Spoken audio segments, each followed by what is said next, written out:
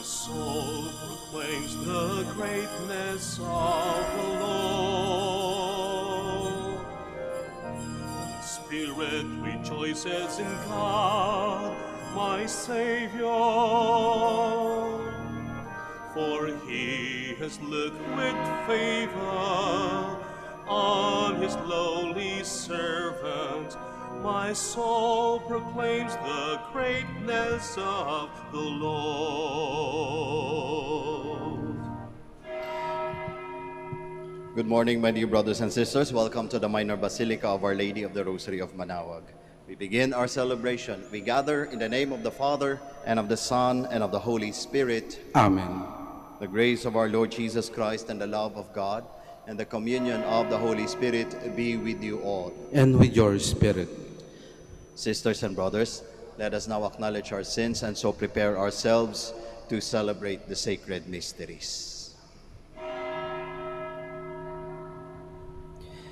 Together we say, I confess to Almighty God and to you, my brothers and sisters, that I have greatly sinned in my thoughts and in my words, in what I have done and in what I have failed to do, through my fault, through my most grievous fault.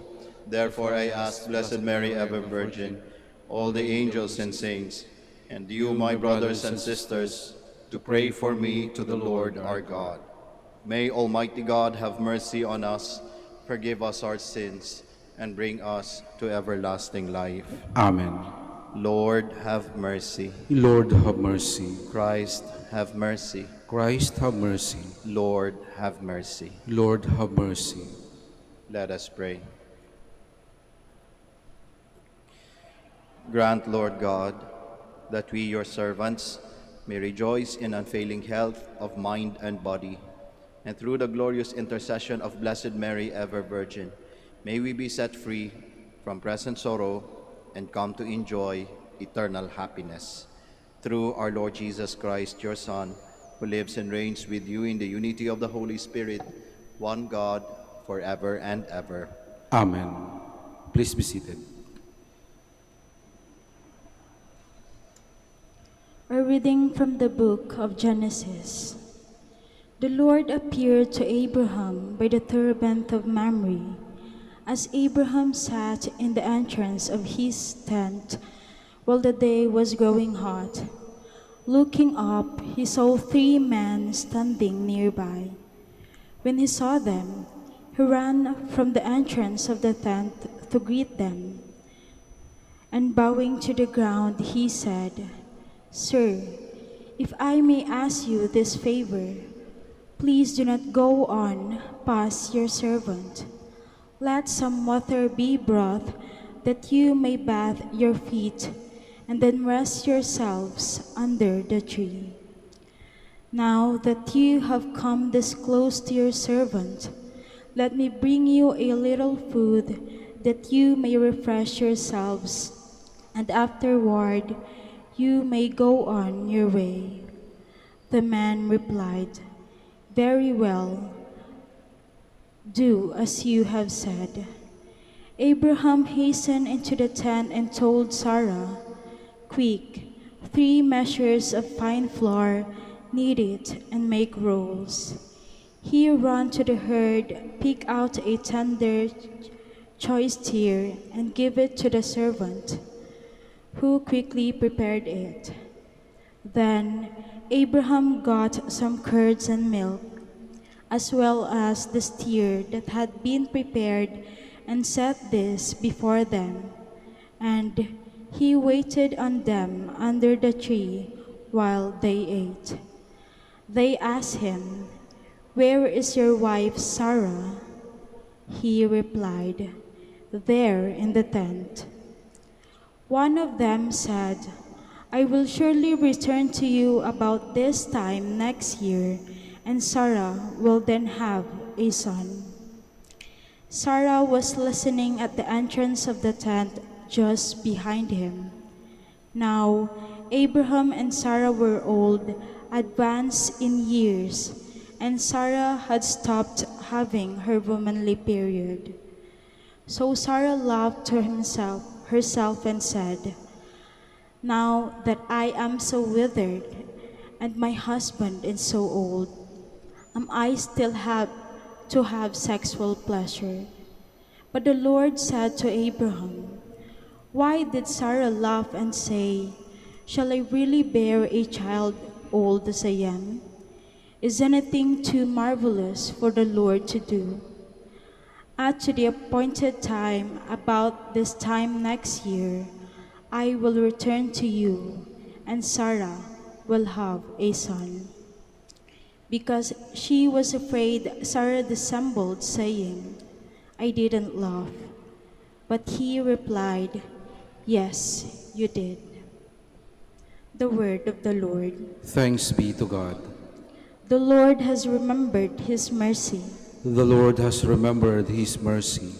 My soul proclaims the greatness of the Lord. My spirit rejoices in God, my Savior. The Lord has remembered his mercy. For he has looked with favor on his lowly servant. From this day all generation will call me blessed. The Almighty has done great things for me, and holy is his name. The Lord has remembered his mercy. He has mercy on those who fear him in every generation.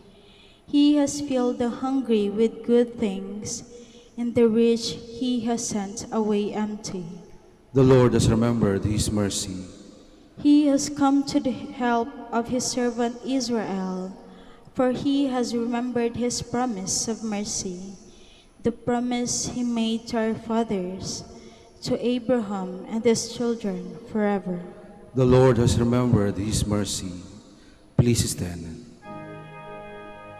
Alleluia, alleluia, alleluia. Christ took away infirmities and bore our diseases. Alleluia, alleluia, alleluia. The Lord be with you. And with your A spirit. reading from the Holy Gospel according to Matthew. Glory to you, O Lord. When Jesus entered Capernaum, a centurion approached him and appealed to him, saying, Lord, my servant is lying at home paralyzed, suffering dreadfully. He said to him, I will come and cure him. The centurion said in reply, Lord, I am not worthy to have you enter under my roof. Only say the word, and my servant will be healed. For I too am a man subject to authority, with soldiers subject to me. And I say to one, go, and he goes, and to another, come here, and he comes, and to my slave, do this, and he does it. When Jesus heard this, he was amazed and said to those following him, Amen, I say to you, in no one in Israel have I found such faith. I say to you, many will come from the east and the west, and will recline with Abraham, Isaac, and Jacob at the banquet in the kingdom of heaven.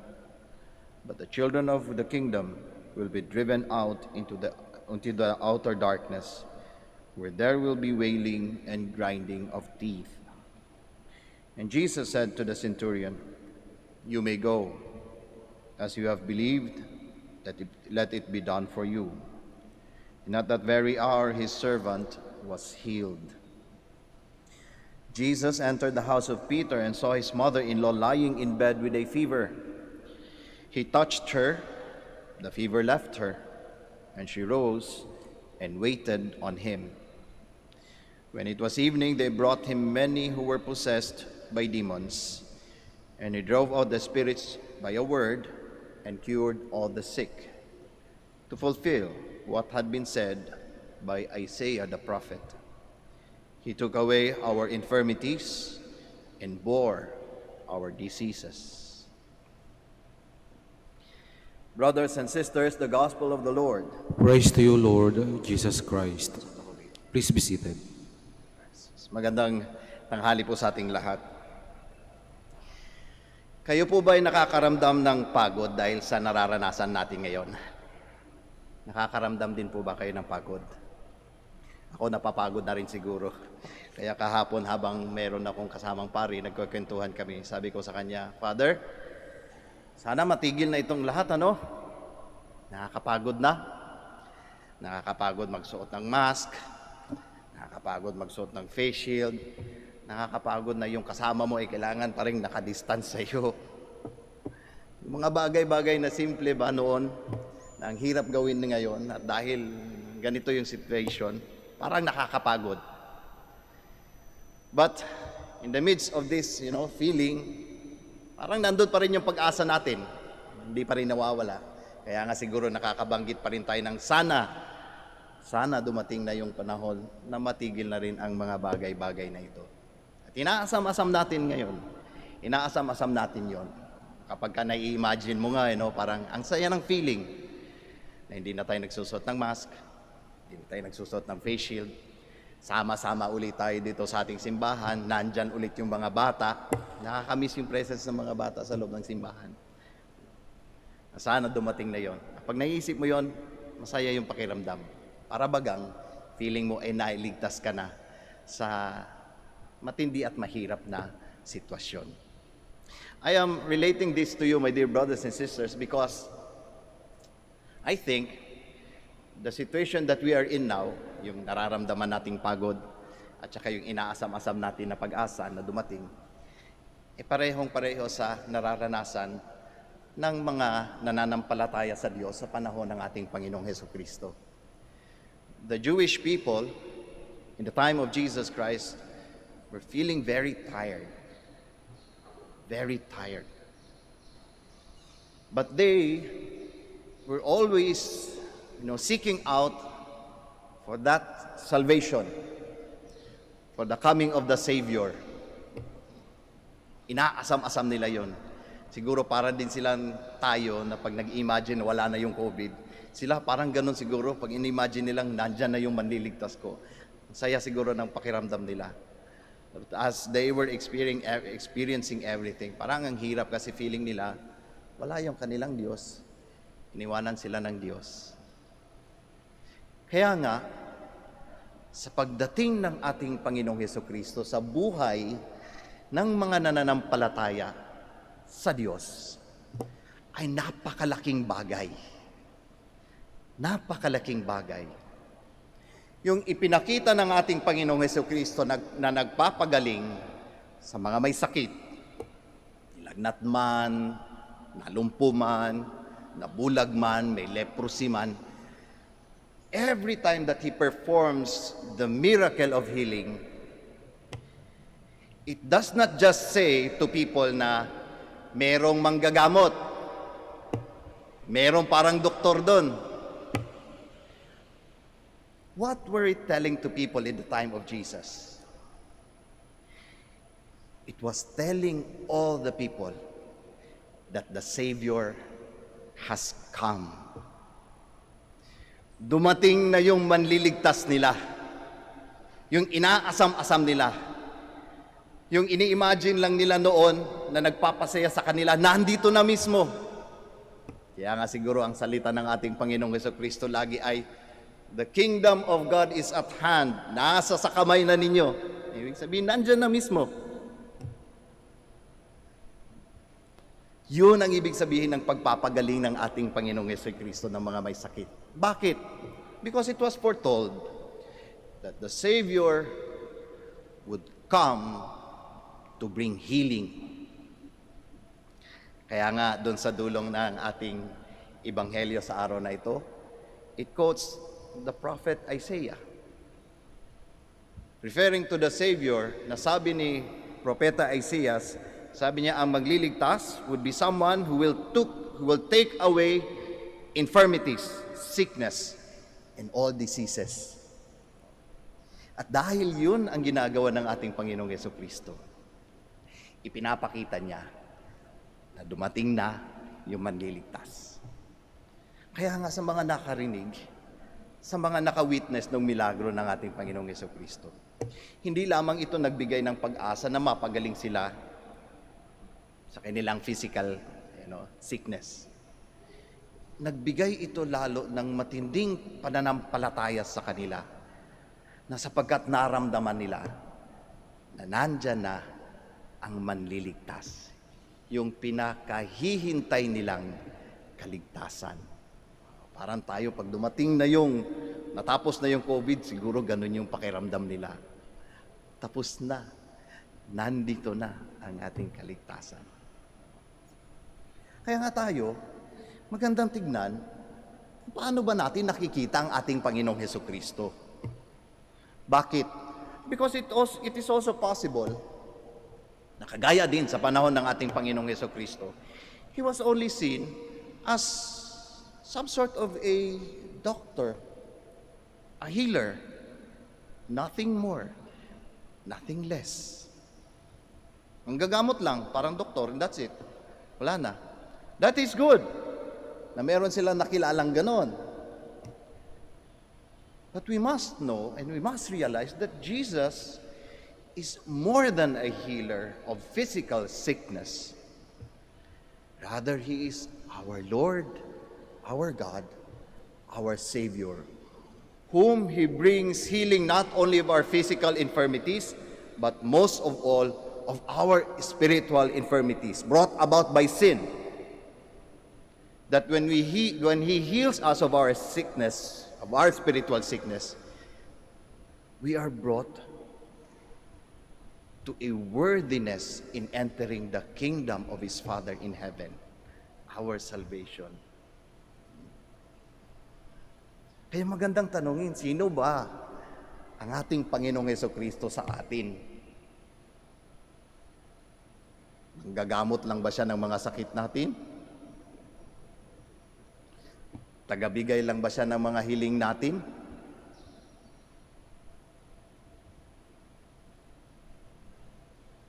Tagapakinig lang ba ng mga problema natin? Or do we recognize Him as our Savior? Paano natin malalaman that we recognize Jesus Christ as our Savior, ating manliligtas? The very evident proof that we recognize Him, that He is our Savior, that Jesus is our Savior, is that when there is healing of our hearts, when there is a change of heart, yun ang pinakapatunay na kinikilala natin ang ating Panginoong Hesukristo na ating manliligtas. Merong pagbabago ng puso. At ito, mga kapatid, ang mas appreciated ng ating Panginoong Hesukristo.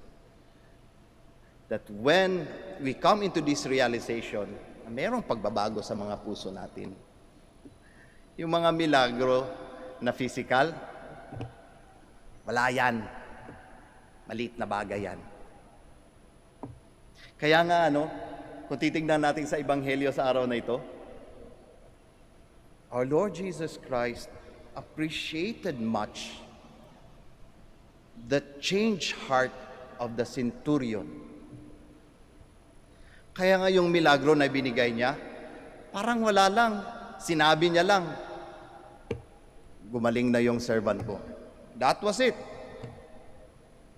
The servant was already healed.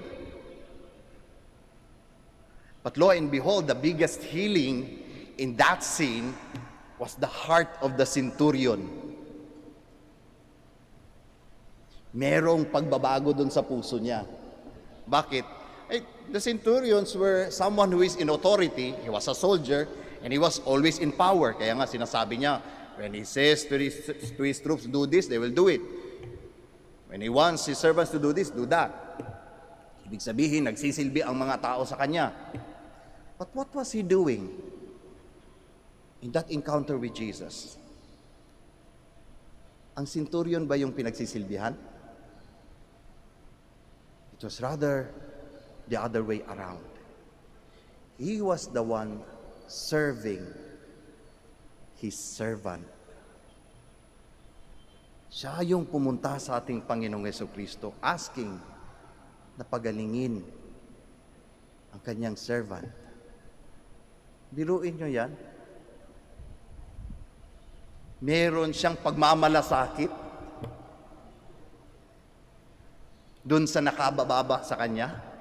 Sa panahon ng ating Panginoong Jesucristo, servants were treated to be as slaves. And what are slaves in the time of our Lord Jesus Christ? They were furnitures. They were nobody. Na kung wala ng silbi, bahala ka dyan. Itatapon ka na lang pag namatay na. That was it. Pero hindi yan pinakita ng centurion. He showed care. He showed compassion to the servant. Merong pagbabago ng puso that tells all of us that he recognizes the presence of our Lord Jesus Christ as the one who is mightier than he, the one who has authority and power over all, even death. Kaya merong pagbabago sa puso. At nung magkaroon ng pagbabago ng puso, what transpired? He became a healer to others. Kaya nga doon sa kanyang servant, naging source ng healing din sa ibang tao. Yan yung sequence. When we recognize that God or Jesus is our Savior, ang proof niyan, merong pagbabago ng puso. At kapag merong pagbabago o healing sa ating mga puso, we become healer to other people. Kaya ang tanong sa atin, sa araw na ito, una, sabi ko kanina, sino bang pagkakakilala natin sa ating Panginoong Jesucristo? Do we recognize Him as our Savior? If we recognize Him as our Savior, can we say that there is a change in our hearts? O baka naman yung mga milagrong ibinibigay sa atin, ibang tipong napagaling ka na sa sakit mo, humaba na yung buhay mo, pero sakit ka pa rin sa puso ng ibang tao. Para saan yung healing mo? Wala namang pagbabago sa puso. Yumaman ka nga, naging mayabang ka naman. Para saan yung healing na yun? The proof is, there should be a change of heart. And then, when there is a change of heart, we become a healing to others. Father, ang hirap gawin nun. Hirap gawin nun. Kapag ka nahihirapan tayo, we could only look to one inspiration. That is the cross. That is the cross. If we feel we are tired of giving healing to people kasi nararamdaman nating may sakit din tayo, I ask you, when Jesus was healing us on that cross of our sinfulness, of our spiritual sickness, sa tingin nyo, hindi ba siya nasasaktan? Siguro hindi rin madali sa kanya, no? But then he was always true to his mission. And that is by becoming our Savior. Sana, pag meron tayong pagkakataong ma-recognize siya bilang our Savior, magkaroon din tayo sana ng pagbabago ng puso at maging dahilan upang mapagaling din ang puso ng mga taong nasasaktan. Magsitayo po tayong lahat. With faith as strong as that of the centurion, let us go to the Lord Jesus and pray to Him for the needs of the church and of the world. In every petition, let our answer be, Lord, hear our prayer. Lord, hear our prayer. That the church in all places may consider no one a foreigner or outsider. Let us pray to the Lord. Lord, hear our prayer. That those who govern our civil life may treat every person with justice and equality. Let us pray to the Lord. Lord, hear our prayer. That we may learn to understand and accept those who suffer, who differ from us in beliefs, race, or background. Let us pray to the Lord. Lord, hear our prayer. that the elderly, the lonely, and the sick may receive the comfort of God's love in their distress. Let us pray to the Lord. Lord, hear our prayer. That our departed brothers and sisters may be welcomed into the kingdom of eternal life. Let us pray to the Lord. Lord, hear our prayer. We also pray for those who are celebrating the birthdays today, especially our sister Natividad Cuyugan. Let us pray to the Lord. Lord, hear our prayer. Now, in the silence of our hearts, we offer our personal and our particular intentions. And we also pray for the intentions of this Mass.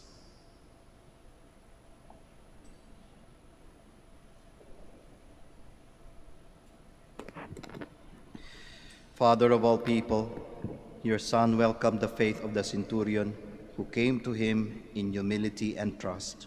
Show us your favor as we make our prayers through Christ our Lord. Amen. Please be seated.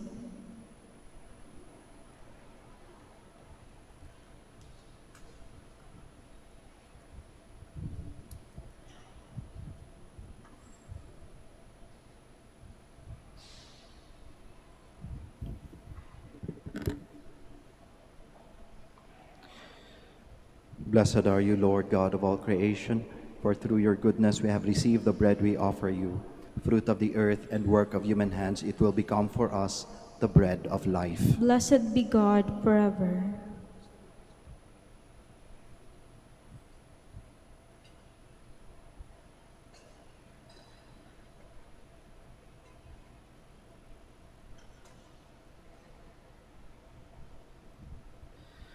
Blessed are you, Lord God of all creation, for through your goodness we have received the wine we offer you.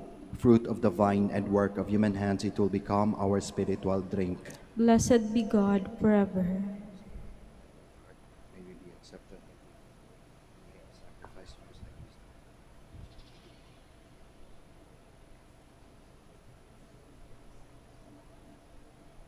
Please stand. Pray, my dear friends, that your sacrifice and mine may be acceptable to God, the Almighty Father. May the Lord accept the sacrifice at your hands for the praise and glory of his name, for our good and the good of all his holy church. Receive, O Lord, we ask, the prayers of your people with the sacrificial offerings, that through the intercession of Blessed Mary, the mother of your Son, no petition may go unanswered, no request be made in vain. Through Christ our Lord. Amen. The Lord be with you. And with your spirit, Lift up your hearts. we lift them up to the Lord. Let us give thanks to the Lord our God. It is right and just.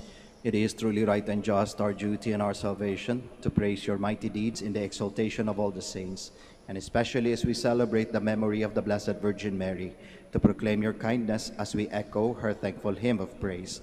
For truly, even to earth's ends, you have done great things, and extended your abundant mercy from age to age.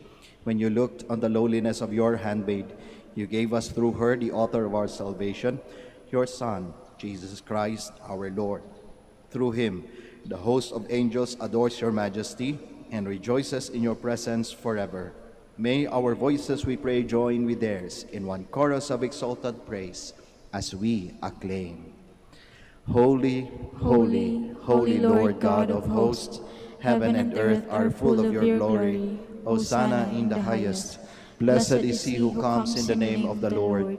Hosanna in the highest. Please kneel. You are indeed holy, O Lord, the fount of all holiness. Make holy, therefore, these gifts, we pray, by sending down your Spirit upon them like the dewfall, so that they may become for us the body and blood of our Lord Jesus Christ. At the time he was betrayed and entered willingly into his passion, he took bread, and giving thanks, broke it, gave it to his disciples, saying, "Take this, all of you, and eat of it, for this is my body, which will be given up for you."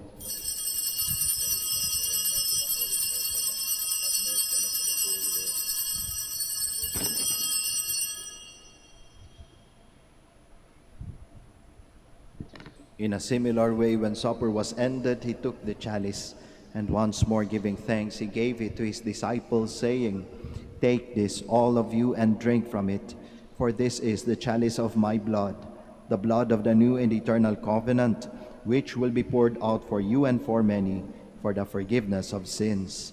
Do this in memory of me.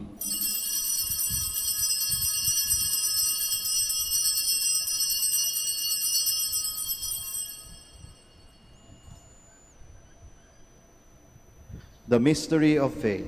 When we eat this bread and drink this cup, we proclaim your death, O Lord, until you come again. Therefore, as we celebrate the memorial of his death and resurrection, we offer you, Lord, the bread of life and the chalice of salvation, giving thanks that you have held us worthy to be in your presence and minister to you.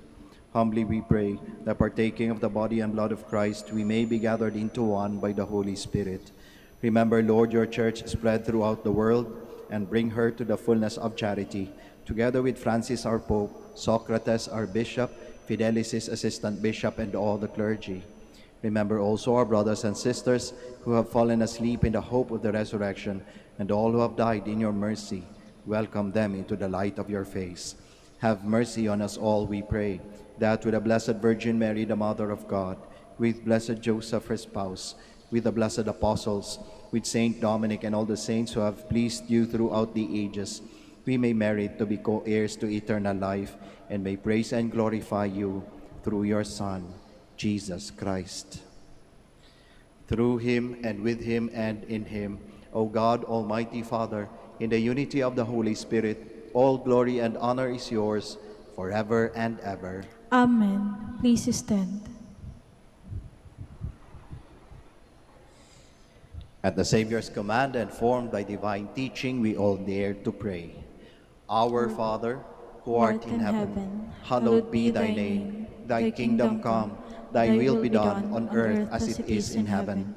Give us this day our daily bread, and forgive us our trespasses, as we forgive those who trespass against us. And lead us not into temptation, but deliver us from evil. Deliver us, Lord, we pray, from every evil. Graciously grant peace in our days, that by the help of your mercy we may be always free from sin and safe from all distress, as we await the blessed hope and the coming of our Savior, Jesus Christ. For the kingdom, the power, and the glory are yours, now and forever. Lord Jesus Christ, who said to your apostles, "Peace I leave you, my peace I give you," look not on our sins, but on the faith of your church, and graciously grant her peace and unity in accordance with your will, who live and reign forever and ever. Amen. The peace of the Lord be with you always. And with your spirit. We offer each other the sign of peace.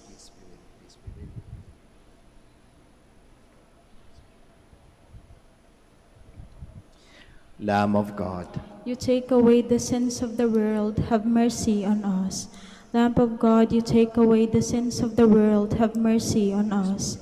Lamb of God, you take away the sins of the world, grant us peace. Please kneel.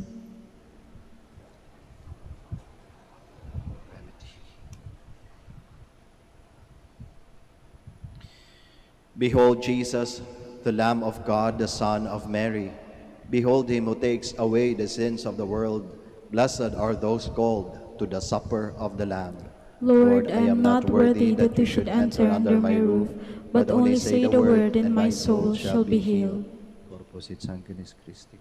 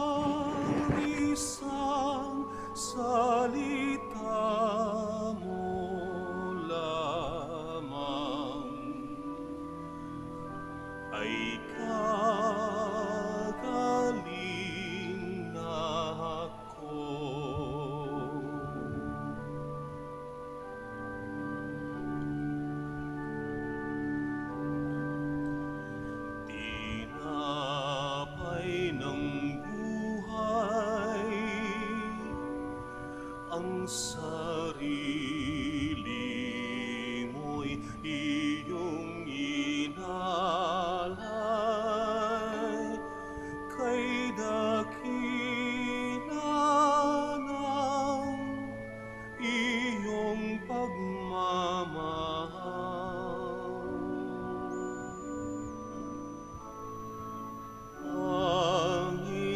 Panginoon, hindi ako karapat-dapat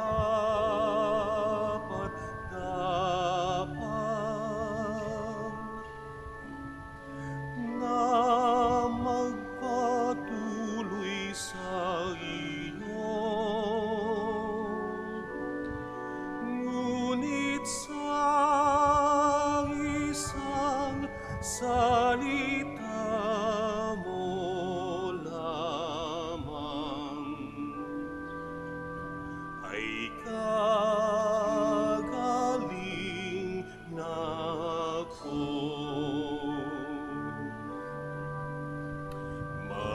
Mabuting pastor na nagtatanggol sa iyong kawan, di nagbabago ang iyong pagmamahal.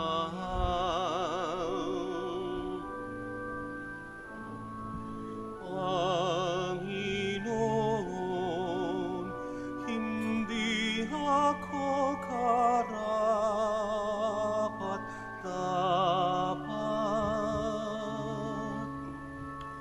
na magpatuloy sa iyo. Ngunit sa isang salita mo lamang ay kagaling na ako.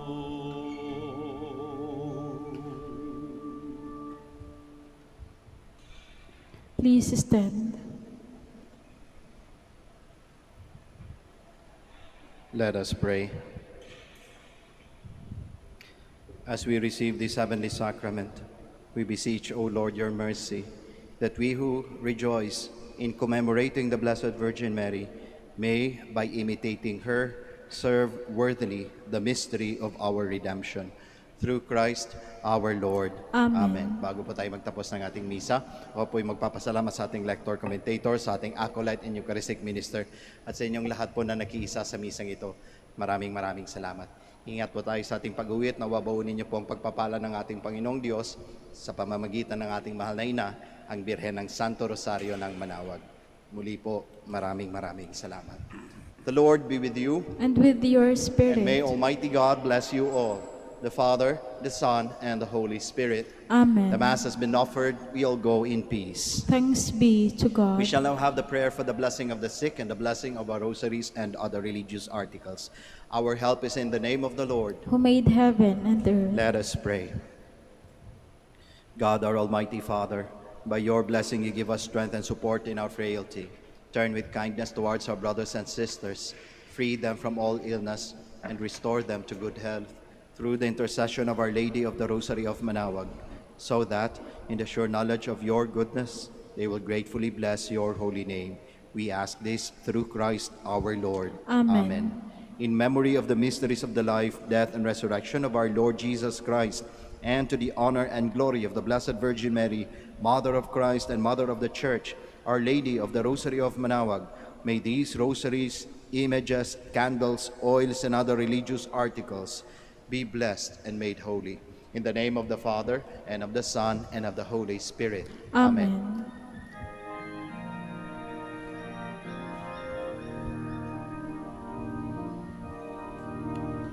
O beautiful Mary, our loving Mother, do help us and lead us to our way to heaven.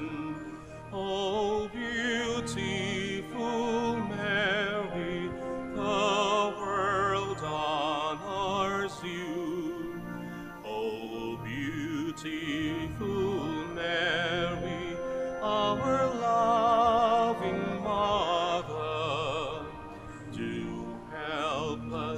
and lead us to our way to heaven. O beautiful Mary, the world honors you. O beautiful